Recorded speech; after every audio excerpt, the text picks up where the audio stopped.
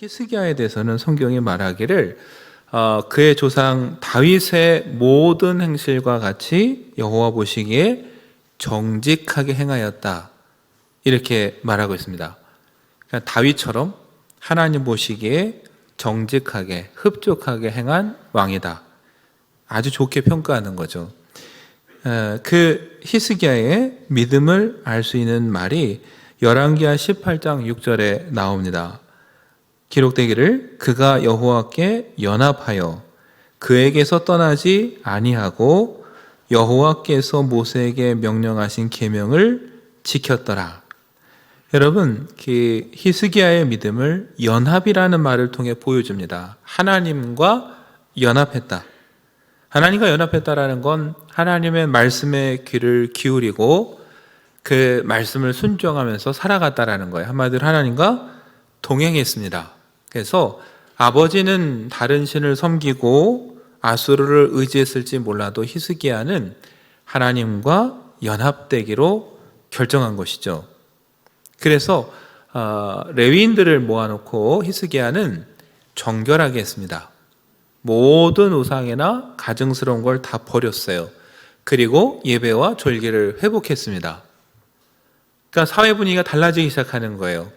사람들에게 은혜가 넘치고 감사가 넘치고 나라가 이제 다시 좀 회복되나 싶었던 그때가 히스기야 때인데, 그런 기대와 달리 아주 뜻밖의 사건이 벌어지는데요. 아수르 왕 사네립이 쳐들어오는 겁니다. 이때 이 모습을 역대하 32장 1절은 이렇게 기록하고 있습니다. 이 모든 충성된 일을 한 후에 아수르 왕 사네립이 유다에 들어와서 견고한 성읍들을 향하여 진을 치고 쳐서 점령하고자 한지라. 유다의 성읍들을 쳐서 점령하려고 아수르 왕 사네립이 쳐들어온 겁니다. 그런데 언제 왔느냐? 아까 말씀드렸죠? 이 모든 충성된 일을 한 후에. 여러분, 하나님을 떠나서 범죄했을 때도 아니고 하나님과 연합하여 이 모든 충성된 일을 한 후에 이런 일이 벌어졌어요. 하나님과 연합하고 하나님께 충성된 일을 했다면 우리의 기대는 어떻습니까? 그 다음에 좋은 소식이 와야 돼요. 하나님의 복을 주셔야 돼요. 그런데 사네립이 쳐들어왔습니다. 점령하려고. 너무 기대와 다른 충격적인 일이에요. 어떻게 보면 여러분, 이때의 그 심정이 오늘 시편이 대변하는 그 마음일 거예요. 갑자기 땅이 요동치고 산이 흔들리고 바닷물이 넘쳐 흘러서 산이 무너지는 듯한 그 기분.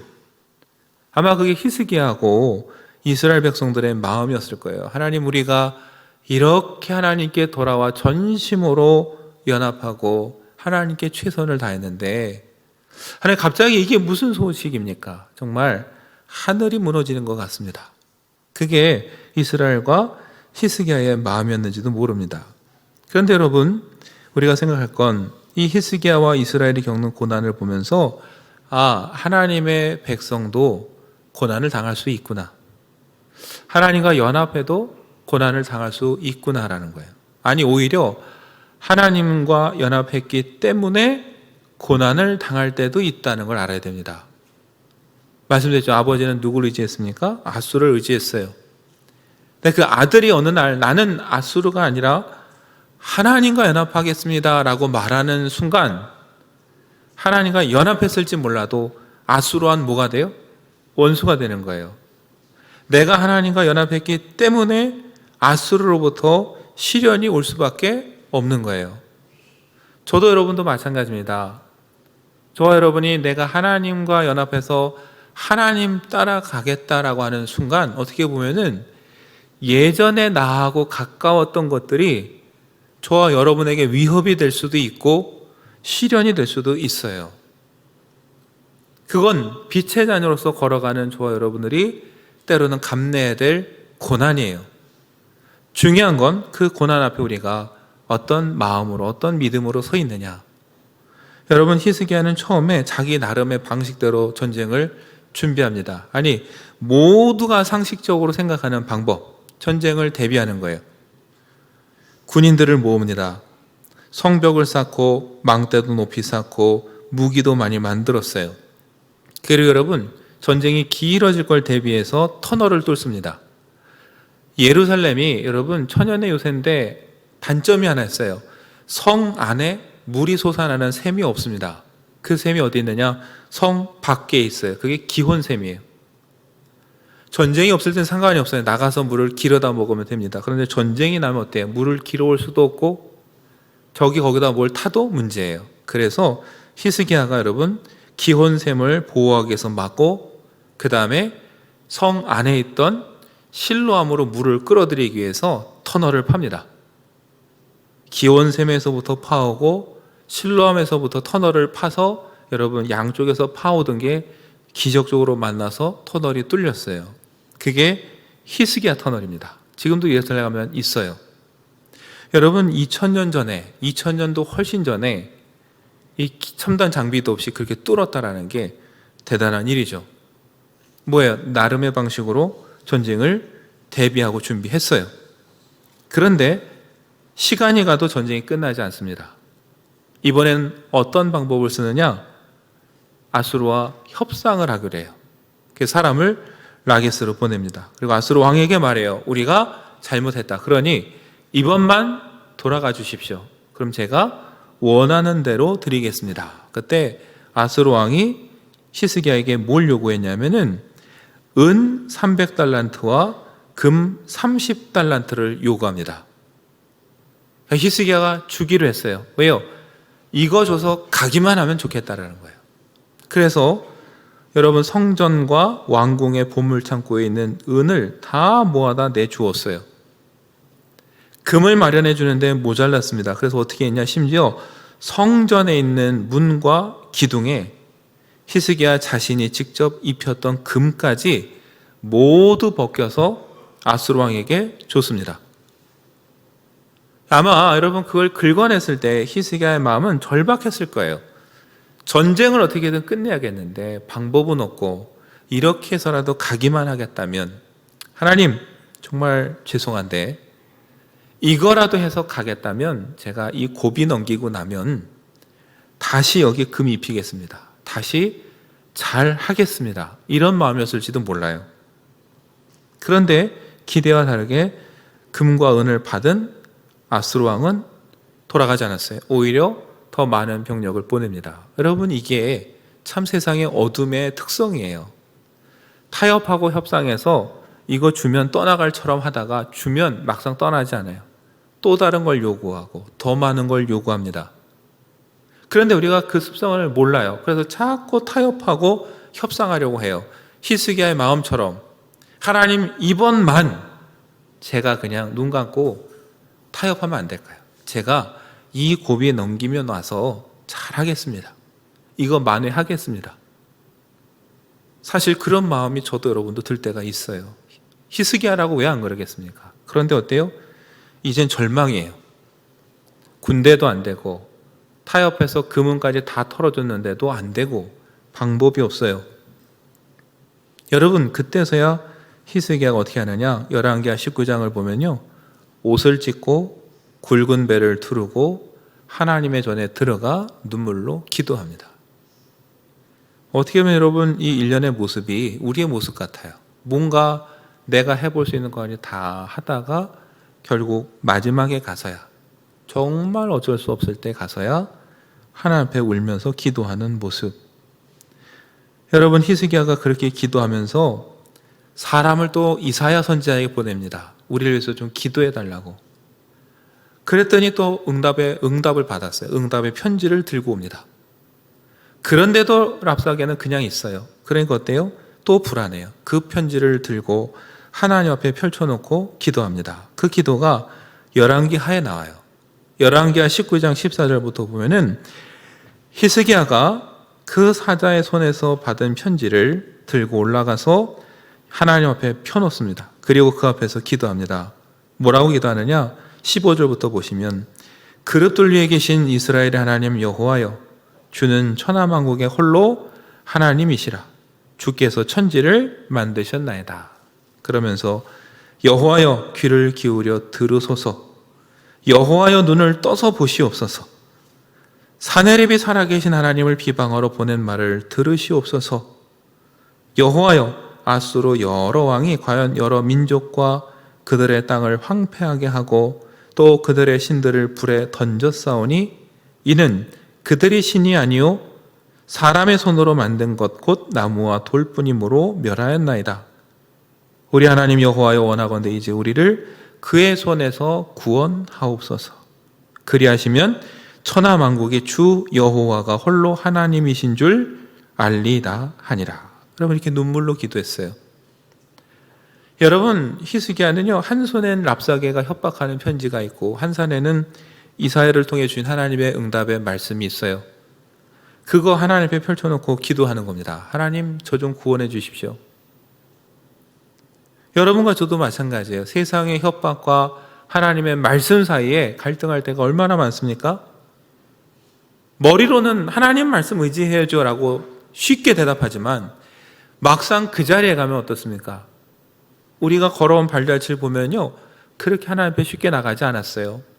히스기야처럼 군대도 동원해보고 성벽도 쌓아보고 물도 뚫어보고 있는 돈 다 긁어서 그걸 해결해 보려고 했어요. 그러다가 안 되면 뭐예요? 마지막에서 하나님 앞에 눈물로 기도했죠. 여러분 근데 놀라운 건 뭡니까? 어떻게 보면 그 히스기야의 그 때늦은 기도도 하나님이 들으시고 응답하셨다는 거예요. 하나님 말씀하셨어요. 네가 아수르 왕 사내립 때문에 내게 기도하는 것을 내가 들었노라. 여러분 하나님께서 내가 들었다라는 말은 듣고 끝나는 게 아니죠. 구원해 주시는 거예요. 그래서 여러분 히스기야와 이스라엘을 하나님이 구원해 주셨어요. 전쟁의 위협 가운데 두렵고 떨림으로 있던 이스라엘을 구원해 주셨어요. 예루살렘 성이 온전히 서 있게 해 주셨어요. 어떻게 보면 오늘 시편이 묘사하는 장면이 그 장면 같아요. 5절에 보시면 하나님이 그 성 중에 계셔서 어떻게 해요? 성이 흔들리지 않았어요. 이 전쟁을 어떻게 할까 했는데 새벽에 하나님이 도우셨어요. 그 위협 가운데 이스라엘을 건져주셨어요. 문나라가 떠들고 왕국이 흔들렸습니다. 히스기야 기도 들으셨죠? 아수르가 여러 나라를 침범해서 나라와 나라들이 탄식하면서 무너져 내렸어요. 흔들렸어요. 그런데 하나님께서 뭐예요? 말씀하셔서 그 모든 것들을 정리하시고 전쟁을 그치게 하셨어요. 여러분 9절에 보면 그가 땅 끝까지 전쟁을 쉬게 하시며 활을 꺾고 창을 끊으며 수레를 불사르셨다. 하나님은 전쟁을 그치셨어요. 그리고 평화를 주셨어요. 여러분 그게 하나님의 모습이에요. 그래서 오늘 시인은 그 하나님께서 우리의 피난처고 힘이 되시고 구원이시다. 그렇게 고백하는 겁니다. 그러면서 말해요. 10절에 뭐라고 합니까? 이르시기를 너희는 가만히 있어 내가 하나님 됨을 알지어다. 여러분 너희는 가만히 있어 하나님 됨을 알지어다 했을 때 그 가만히 그냥 멍하니 있는 게 아니에요. 여기서 핵심은 뭐냐면은 그동안 내 손으로 뭔가 해결하고 하려고 붙잡고 있던 것들 그걸 내려놓고 이제는 누구를 바라보라는 겁니까? 하나님을 바라보라. 그게 여기서 말하는 가만히 있어요. 아무것도 안 하고 그냥 넋놓고 그냥 멍하니 있는 게 아니라 지금까지 내가 하려고 했던 것들. 여러분 히스기야가 붙잡고 있던 게 있잖아요. 군대도 붙잡았고 터널도 뚫었고 그가 붙잡고 있던 금도 음도 다 털어줬어요. 그가 다 움켜쥐고 뭔가 해보려고 했던 것들 다 내려놓고 다 떠나보낸 후에 그때야 비로소 뭐예요? 하나님이 우리의 구원자 되심을 보게 되는 거예요. 아니 히스기야도 이스라엘도 우리도 내려놓는 게 아니라 때로는 내려놓을 수밖에 없을 때까지 가는 거예요. 그리고 비로소 내려놓고 나서야 여러분 보이는 거죠. 여러분과 저도 붙잡고 있는 게 꽤 많습니다. 내일에 대한 염려도 근심도 걱정도 붙잡고 있고 그러다 보니까 그걸 어떻게 해결해야 될지 여러분 그 방법마저 내가 해결하려고 붙잡는 게 많아요. 누구를 찾아가면 도와줄까? 아무개를 찾아가면 금과 은을 나에게 빌려줄까? 누구한테 가면 도와줄까? 여러분, 우리가 그 붙잡고 있는 게 많아요. 근데 그걸 붙잡고 있는 동안은 묘하게도 하나님 역사하시는 게 안 보여요. 그런데 그것마저 다 막히고, 그래서 어쩔 수 없이 다 내려놔야 될 때, 그래서 히스기야처럼 하나님 앞에 가서, 하나님, 제가 지금 쥔 건 이 편지 한 통밖에 없습니다. 어떻게 해야 됩니까? 라고 할 때 비로소 보이기 시작하는 거예요. 그리고 보이면 그때 깨닫고 고백하는 겁니다. 아, 하나님이 우리의 피난처시고 힘이시고 구원이신데 내가 그것을 엉뚱한 데서 찾았구나. 여러분, 멀리 피난처를 찾아 헤맸는데 정작 피난처는 예루살렘 안에 있었어요. 어디요? 성전에. 하나님 안에 피난처가 있었어요. 이 전쟁을 어떻게 해보겠다고 사방팔방 군대를 동원하러 다녔는데 나중에 히스기야가 보니까 그 힘은, 구원은 어디 있었느냐? 눈앞에 있었어요. 성전에 계신 하나님께. 그런데 내가 붙잡고 있는 게 많다 보니까 자꾸 엉뚱한 데를 헤매다가 나중에서야 깨닫게 되는 거죠. 여러분, 때로는 우리가 생각하고 내가 붙잡고 있는 근심과 걱정과 수많은 생각들을 내려놔야 비로소 하나님의 구원이 우리 눈에 들어올 때가 있습니다. 여러분, 성경의 대표적인 인물이 바로 야곱이에요. 묘하게도 여러분, 오늘 시편에 보면은 7절도 보시면 야곱의 하나님은 우리의 피난처시로다. 11절도 만군의 여호와께서 우리와 함께 하시니 야곱의 하나님은 우리의 피난처시로다. 여러분, 여기서 야곱은 당연히 이스라엘 민족을 부르는 겁니다. 그런데 이스라엘 민족을 야곱이라고 부를 때는 주로 좋은 때가 아니에요. 이스라엘이 잘 못할 때 주로 야곱이에요. 왜요? 야곱이라는 인물이 그랬어요. 자기 고집대로 살아보려고 날 때부터 움켜졌던 사람입니다. 형 발 뒤꿈치를 잡고 나와서 날 때부터 붙잡고 있었던 게 너무 많았고 자기 방식대로 고집했던 사람. 형의 장작과 축분을 가로채려고 형도 속였고 아버지도 속였어요. 그냥 얻었느냐? 얻지도 못했어요. 도망갑니다. 삼촌 라반의 집에 가서는 어떻습니까? 그럼 거기서는 행복했느냐? 평안했느냐? 아니에요. 자기 방식대로 또 삼촌과 속고 속여요. 여러분, 야곱이라는 이름이 우리는 발 뒤꿈치를 잡은 자 이렇게 이해하는데 원래 좀 뜻은 조금 더 직설적이에요. 사기꾼, 속이는 자예요. 여러분 떠올려 보세요. 야곱의 일생이 속이는 자예요. 형도 속였고 아버지도 속였고 삼촌도 속였고 다 속였어요. 왜요? 자기 방법대로 하면은 얻을 거라고 생각을 한 거죠. 삼촌 집에서도 결국 나왔어요. 이젠 갈 데가 없어서 고향으로 다시 돌아와요. 돌아오는데 그동안 도망 다녔던, 피해 다녔던 가장 큰 숙제가 있어요. 누굽니까? 형을 맞닥뜨려야 돼요. 여기서도 또 어때요? 야곱의 기질이 나옵니다.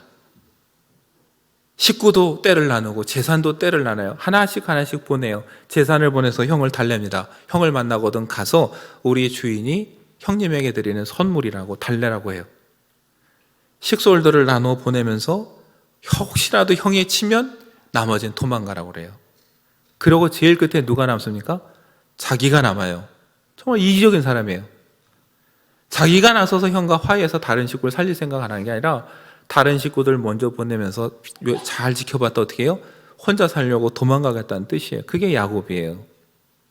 그런데 뜻하지 않게 그 밤에 야복강이 어떻게 해요? 다 보내고 혼자 남습니다. 그날 하나님이 찾아오셨어요. 그리고 밤이 새도록 씨름합니다. 환도뼈가 부러져도 놓지 않고 축복해달라고. 그럴 수밖에 없어요. 왜요? 이젠 더 물러갈 데가 없어요. 더 방법이 없어요. 야곱인 자기가 가지고 있는 카드를 다 내놨어요. 이제 방법이 없어요. 그래서 어떻게 해요? 뼈가 부러져도 붙잡고 매달려요. 그때 하나님께서 말씀하셨죠. 너를 더 이상 뭐예요? 야곱이라 부르지 않겠다. 이스라엘이라 부르겠다. 여러분 참 극적으로 어떻게 돼요? 야곱은 아무도 없을 때, 혼자 있을 때, 환도뼈가 부러져서 그동안 자기가 쥐고 있고 붙잡고 있던 모든 것을 내려놓을 수밖에 없을 때, 그때 하나님을 만났고 야곱이 이스라엘이 됩니다. 여러분, 먼 길을 돌아왔어요. 야곱이 일찍이 하나님을 찾았다면 그가 부모님과 그 집에서, 그 고향에서 일찍이 평안을 누렸을 텐데, 자기가 붙잡고 있는 방식대로 해보겠다고 인생을 돌고 돌아왔어요. 오죽하면 여러분, 애고방 바로 앞에 섰을 때 묻습니다. 네 나이가 몇이냐? 야곱이 대답합니다. 내 나그네 길의 연주가. 자기 인생을 뭐라고 비유해요? 나그네 길에 비유해요. 우리 조상들에 비하면 그 연수가 짧습니다. 그러나 내 나름대로 험악한 길을 걸어왔습니다. 자기 자신도 알아요. 자기 생이 어떤 삶이었는지. 나그네 길 같은 길을, 험악한 길을 돌고 돌아서 돌아왔어요. 왔더니 어때요? 아까 말씀드렸죠? 피난처는 삼촌 라반의 집이 아니었어요. 늘 함께했던 하나님의 피난처였고, 재물로 자기를 구원할 수 있는 게 아니었어요. 형으로부터 자기를 구원해 줄 수 있었던 건 하나님이었어요. 그걸 나중에서야 깨달은 거죠. 언제요? 다 쥐고 있던 걸 떠나보내고 다 내려놓고, 하나님 이젠 갈 데가 없으니 하나님 어떻게 구원해 주시는지 좀 보여주십시오. 여러분, 우리의 믿음이 하나님이 우리의 피난처시고 힘이시고 구원이심을 처음부터 너무나 잘 믿어서 모든 걸 내려놓고 하나님을 잠잠히 바라볼 때도 있어요. 그러나 제 경험상 그때보다는 반대의 경우가 더 많아요. 어떻게 해요? 어쩔 수 없이 다 내려놓고서 봤더니 그때서야 하나님이 우리의 피난처시고 힘이시고 구원이시구나. 아직도 혹시 내 방식대로 뭘 하나 고집피며 붙잡고 있는 게 있다면은 그것도 내려놓고 가만히 하나님께서 우리를 어떻게 구원하시는가 기도하면서 바라보는 시간이 됐으면 좋겠습니다. 그리고 그때 우리가 하나님 우리의 피난처요 힘이요 도움이심을 보고 깨달았다면 그 마음을 꼭 간직했다가 행여 또 다른 시련이 온다면 그때는 어쩔 수 없이 내려놓는 게 아니라 미리 내려놓고 하나님께서 우리의 피난처요 힘이요 구원이심을 고백할 수 있는 그런 저와 여러분 됐으면 좋겠습니다. 여러분, 마틴 루터가 1517년에 종교개혁을 일으켰어요. 모든 세상을 향해서 혼자 아니요라고 하니까 얼마나 시련이 많겠습니까? 사람들로부터 시달리고 육체적으로 쇠약해 가서 죽음의 위기도 느껴요. 흑사병이 세상을 휩쓸 때 환자들을 돌보겠다고 남았는데 자기 아이도 이유 없는 병에 걸려 사경을 헤매요. 절망적인 순간에 가장 인생의 바닥일 때 루터가 읽다가 은혜를 받은 성경이 어디냐? 오늘 시편 46편이에요. 46편을 펴서 읽자마자 그 은혜를 받았어요. 하나님은 우리의 피난처시요 힘이시니 환난 중에 만날 큰 도움이시라. 그리고 그가 거기서 감동을 받아서 쓴 찬송가가 585장이에요. 내주는 강한 성이요. 그게 여러분 루터를 지켜줬던 힘입니다. 오늘 저와 여러분도 이 시편 46편을 읽으면서 그런 위로와 힘을 얻었으면 좋겠고, 또 오늘 이 시간 함께 찬송을 부르면서 기도하는 마음으로 불렀으면 좋겠어요. 정말 힘들고 어려운 시대에 우리가 살아가는데 주님이 나의 산성이 되어주시고 내 구원이 되어주셔서 우리를 굳건히 하나님 세워 주시옵소서.